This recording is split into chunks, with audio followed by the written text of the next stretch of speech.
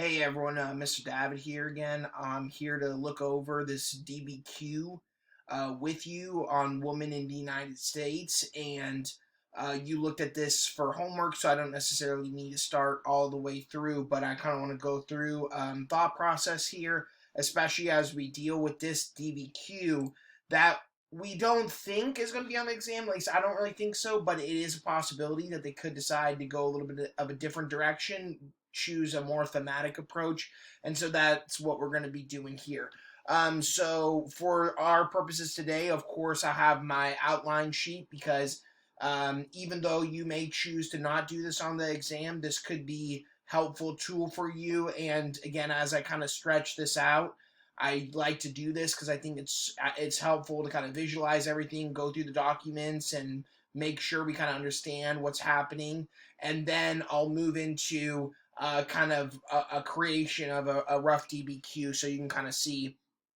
The other thing that someone suggested, but I think is a great idea, is you guys have been working on these, and some of your work has been really, really good. So I'm going to share those with the class so you can kind of look over some really good responses by some of your fellow classmates. So I think that will help you. So anyways, here's our steps. And then the other thing that I have here, by the way, that I do want to show you is that when you take the AP exam, we'll get this ready beforehand, but you'll need this paper to start things off. And so this is where you'll actually craft your response. And they're looking for two things at the top: your AP ID, which of course you don't know right now. This is not a real AP ID, but the AP ID is 8 characters, so I include 8 characters there.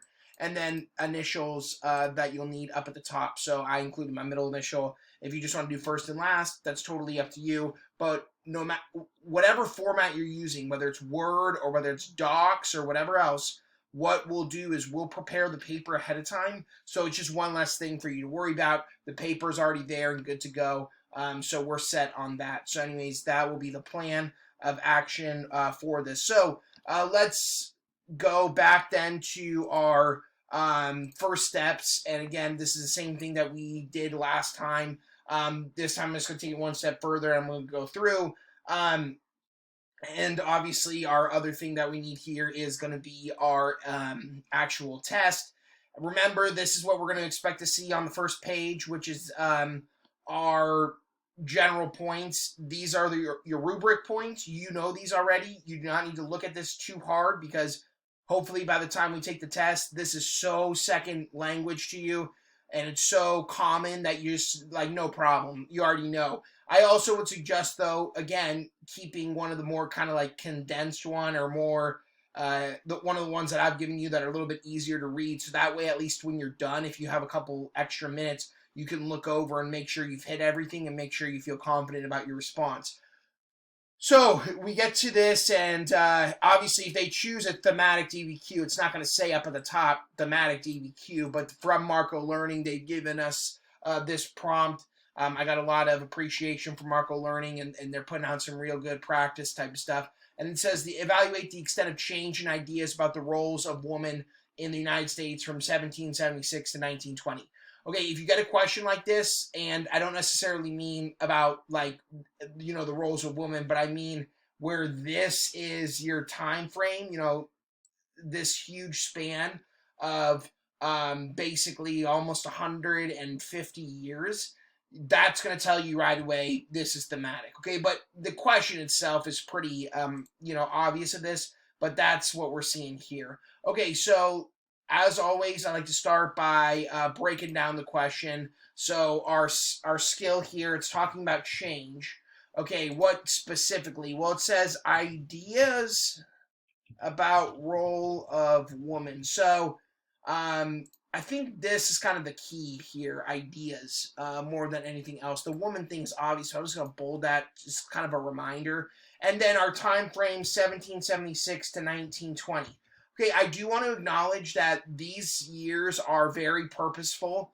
Any years you would get on the exam is purposeful, but the reality is 1776 is definitely one of those years you should know, because what happened in 1776? If you don't know that that's the year of Declaration of Independence and the United States, you know, categorizing themselves as an independent country, I'm sorry, you really need to know that, but hopefully at this point you do.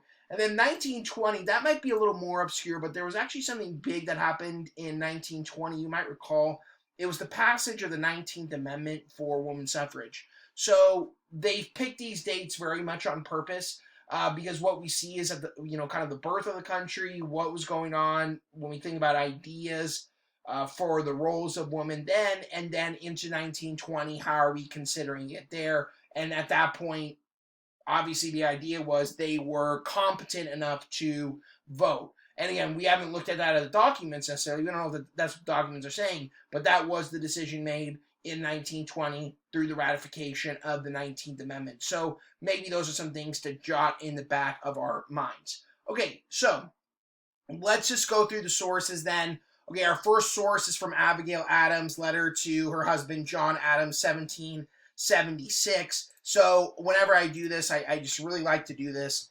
Ab Adams, I'm going to abbreviate because I know Abigail Adams. This is from 1776. And then the other thing that's important to acknowledge here is this is a letter. And I bring that up because, remember, I've said this multiple times, but a big reminder. This information, not all of that, just this, is what we refer to as the sourcing information.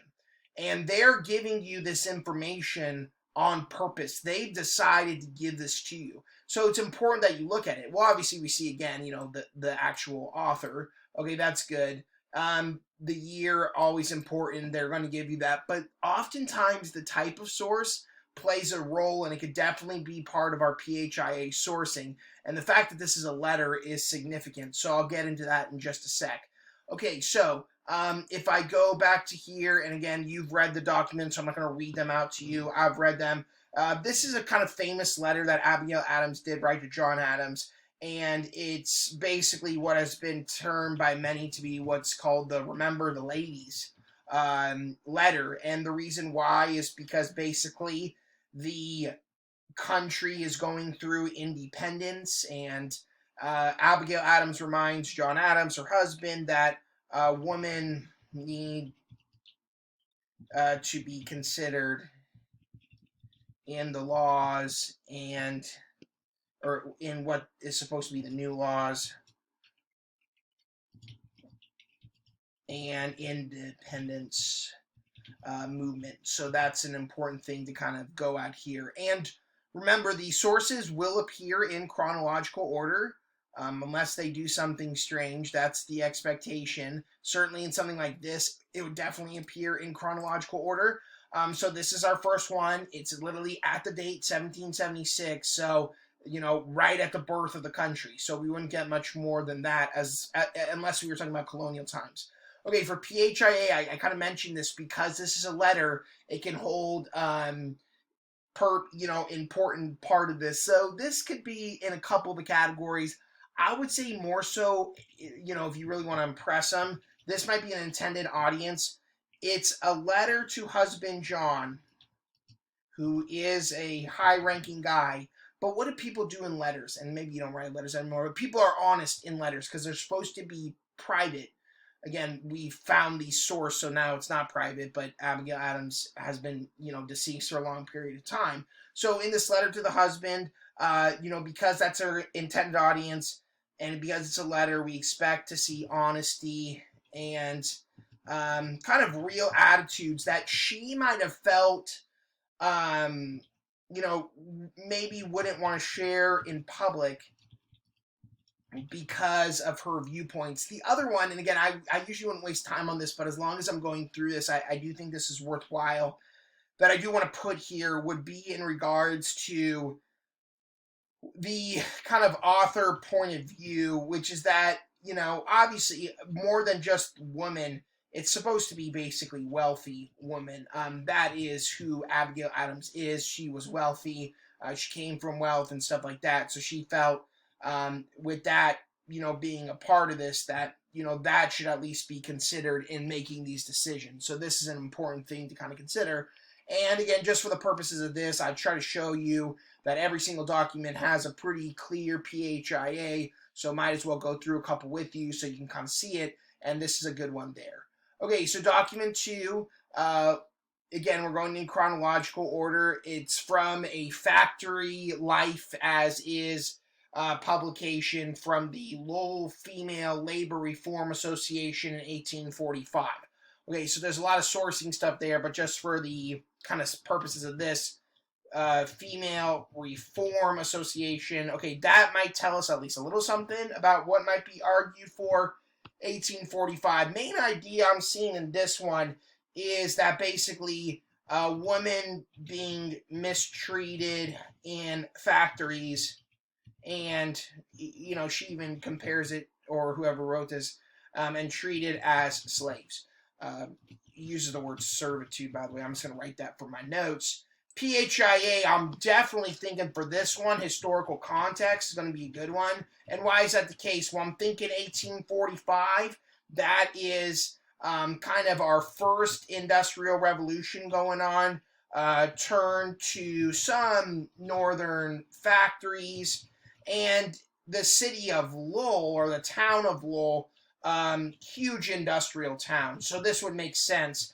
And by the way, the reason why this is probably going to be relevant is to do with the fact that women took on early jobs in the factories, especially because if you remember, our first industrial revolution is a lot about textiles and things like that.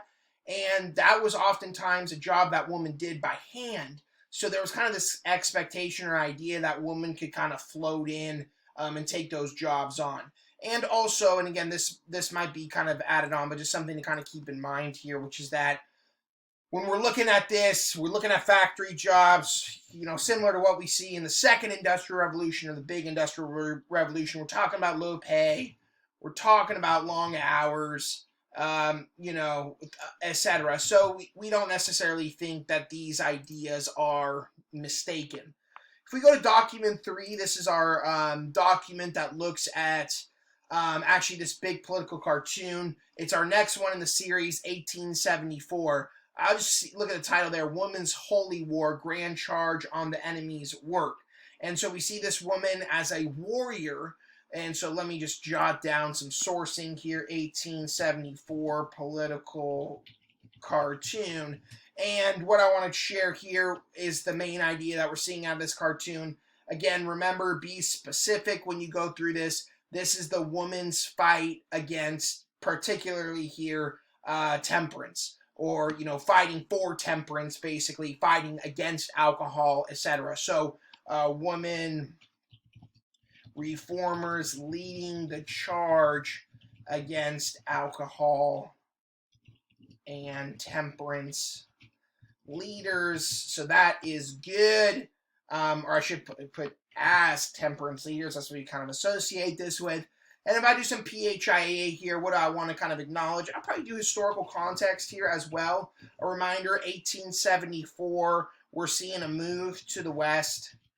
The saloons kind of as being those big drinking places, kind of associated with sin and vice and things like that. We also know continued immigration, higher levels of alcohol consumption, and we do know that, and again, this is somewhat conveyed in the article though, but it is true, women were major leaders in this. So again, this is not necessarily some strange opinion or attitude. This is something that we've seen and something that we've noticed. We move now to document 4, which is a small source from Jane Addams. Certainly remember Jane Addams from the Settlement House movement, and this is a speech she gave. So let me go ahead and jot that down from 1901, and I'm just going to write, speech here, so I can remember that. And the main idea I'm seeing in this one, hopefully you're along the same lines, is she's kind of looking back at 100 years, and in past 100 years, saying basically democracy not gone far enough. And major reason why women have been excluded. All right, basically says that, that's what's going on. I'll do probably historical context for this one. I know I'm kind of hitting that a lot on this, but I think that's good. So I think historical context is a good one to include here and kind of look at just in general the suffragette movement going on in the United States by the turn of the century, and still the fact that amidst everything, still, women struggling and still no right to vote. So I think that is another kind of look at something to kind of pay attention to. Okay, your last document is document 5. This is actually from Jeanette Rankin, and you might not remember Jeanette Rankin, but she's actually semi-famous. Actually, you probably don't, because she's somebody that kind of gets thrown about. Now, I want to make a really important comment about this source. It's not from Jeanette Rankin. It's a report of Rankin's vote on the declaration of war against Germany, Washington Times, 1917. So we don't necessarily know who the reporter is. In my opinion, definitely a male based on what's been said here. That's my thought. But this is basically the report on her mannerisms, what she did when she cast the vote or on the declaration of war against Germany. And again, it says specifically she's a congresswoman. Well, maybe this is just because this is my job or whatever else. But Jeanette Rankin, kind of fun fact about her, she was the first elected female congresswoman in the United States of America in U.S. history. And and again, the article says this part, she did cast a vote against going to war on Germany. So she was opposed to it. And obviously in 1917, that passed. Now, there were other people that voted no against it, but Rankin, mostly because she was a woman, got much more blame and much more criticism for doing that versus the other people that voted no, who were all male. And again, remember, World War I is different than World War II. In World War II, the decision to go to war after Pearl Harbor, it was almost unanimous. But World War I, even though it was overwhelming, there was still a sizable amount of people that voted against it. So that's something to kind of keep in mind there. So anyways, what does it say here? Well, kind of some key takeaways that I got out of this, which is the fact that she's casting the vote on declaration of war against Germany.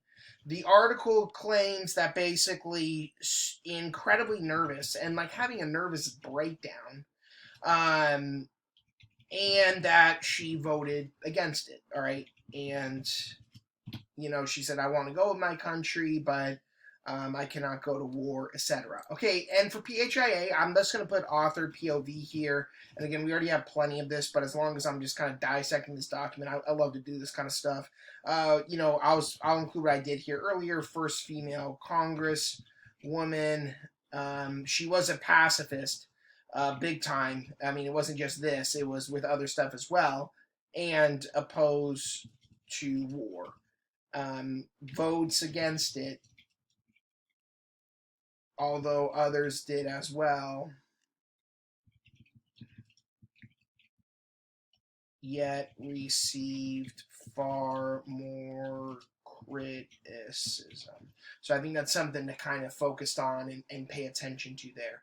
Okay, so we've done our 5 documents as usual. Whenever we do this, kind of like we're just throwing documents together. We got to do quick on this because this isn't the only part of the reading period. Our other part of the reading period is kind of outlining. But what I try to show you is that if you do this stuff at the beginning, when it's your DBQ time, by the time you actually get to writing, the writing process is relatively quick. It's relatively fast. It's a lot of taking this stuff and moving it to the other side. So I think that's just something to kind of keep in mind and be paying attention to. General outside evidence. Okay, if you do get a thematic question, there is so much outside evidence you can include because technically almost really anything involving women not mentioned in the documents would be a part of this. With that being said, though, after you read the documents, you kind of know where they're hitting at.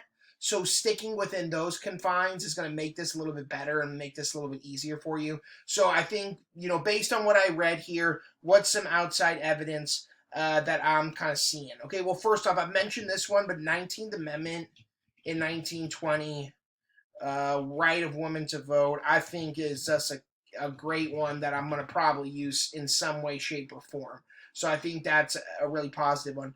Another one I was thinking about was the concept of Republican motherhood, and I was thinking about that at the beginning with Adams, because remember, Republican motherhood was a part of the early republic. It's like late 1700s, early 1800s. So, I think that's a really good concept. This idea of the mother kind of being in charge of that type of aspect and that sort of responsibility in this republic. So I think that might be something I go to here. As I went through this, I also thought about another pretty significant achievement for women, which was the Seneca Falls Convention in 1848, which was our first major female rights or a women's rights convention. So I think that was another one that just really kind of spoke to me, and something that I thought would be pretty relevant here as well. And again, to be honest, we have to be kind of careful because there's a whole bunch of ways we can do this. The other thing is that when I was going through this for the thematic stuff, a lot of what I put for historical context kind of was outside evidence within and of itself. So I might just turn to that instead of using it because I only need to use 2 PHIA, maybe 3 if I'm feeling a little wheezy. I can use some of this stuff I've already included here and kind of incorporate it. So I think I might do that, but other stuff I just wanted to kind of throw out there, think about here, and kind of look at this, and kind of set the scene and set the stage here to be successful. And by the way, some of the outside stuff I was thinking about was specifically things like what we saw in document 3, which is that we really do see women throughout U.S. history as being big leaders in reform movements. And again, a lot of them not necessarily involving themselves in the sense of like the suffragette movement, certainly, but a lot of it was like temperance movements and other things like that. So that's all good stuff to look at, and that's definitely stuff we might kind of be paying attention to. I want to make a comment here about groupings and, kind of where I would see this. And as I go through, I like to do this. It's like document 1, okay, Abigail Adams, this letter, remember the ladies, women need to be considered in the new laws and the independence movement for the new country. Okay, then document 2, you see women being mistreated in factories, treated as slaves even. Women reformers leading the charge against alcohol as temperance leaders.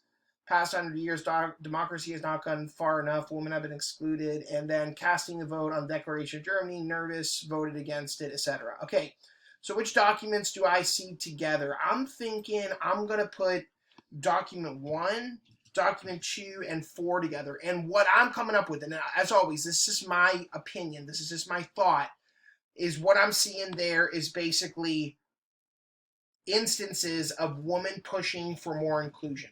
Okay, that's something that seems to be pretty rampant. In some senses, I could kind of include it for all the documents, but those ones I'm really seeing that kind of coming all the way together. So I think that's important. So I think for topic 7, it's going to write throughout or between, I'll say between 1776 and 1920, women continue to push for more opportunities of inclusion. Okay, so I start that one up there. Okay, again, I might tweak it a little bit, but I think that's good. And then where do I go with 3 and 5? 3 and 5 are my remaining ones, and what I'm kind of seeing there is kind of women as leaders throughout various movements, but kind of like being criticized for their leadership. So, attitudes in regard to women changed as women began to take on more leadership roles. However, they were not necessarily treated equal to men on that same setting. And the reason why I said that is because if I go back to kind of what I put in the documents here, document 5, that's a whole criticism of this congresswoman, and kind of seems unjust in my opinion, but it is what it is. And then this one I think is interesting because if you, I want to kind of remind you what the cartoon looks like. It's a very kind of aggressive look at women in their kind of battle against liquor. So I might probably use that as a sourcing type thing to kind of shed light on the woman's ground charge on the enemy's work. It's like a very, it's like a daunting type thing there. I think it's pretty tough. Woman's holy war. It just seems a little aggressive. So I think that's what I might do there, and I think that'll be helpful. Okay, then if I go back to what I had created here, couple notes about contextualization.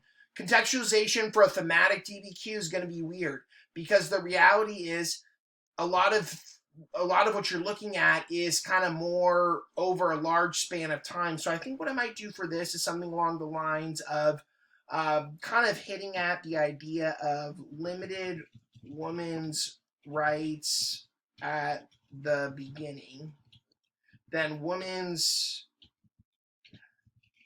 increased involvement in the workplace, and then reform movements and even political office. And then, 1920, kind of the big one, women's right to vote. So I might do, like, for contextualization, kind of like a 101, for women's rights as I kind of set the scene and I show that I'm knowledgeable on the topic. As far as thesis is concerned, again, I'm going to take what I took in my topic sentences, kind of combine it into something that looks kind of nice, answering the question about change over the ideas of roles of women. So I've incorporated this one idea. And again, remember, it's to evaluate the extent of change. So it might be a situation where we don't see much change, because in my opinion, between the years 1776 and 1920, again, I'm using that phrase so I show the reader that I know what I'm talking about. Women, ideas about women somewhat changed with increased roles and responsibilities, yet continuity appeared with women's continual push for better treatment and conditions, and even in high leadership roles, women were often more unjustly criticized. Okay, cool. All right, so again, I've incorporated the years here. I think I've answered the question. I've shown exactly where I'm going to go here. And again, this is all based on the document. So the thesis, which is really a challenge sometimes, because I've looked at the documents, because I've spent time with them, because I've dissected them, whatever else, I think I've come up with something that works here. And again, you go a lot of different ways with this, but I'm kind of choosing to go in a way where I'm seeing change. Obviously, I'm not discrediting that, but I'm also showing, hey, look, if it says extent, evaluate the extent of change, well, I can say there wasn't much. I mean, I gotta say there's some. There obviously was, but at the same time, I'm seeing some continuity, so I can acknowledge that as well. And actually, that shows kind of a different perspective for my reader, and that might, if I can substantiate that point throughout the essay, that might get me that complex understanding. So we're hoping for it. Okay, thanks. And then let's talk and let's see what you guys came up with, and we'll go from there. As always, appreciate you, and let's get there and let's do well on the exam. Thanks.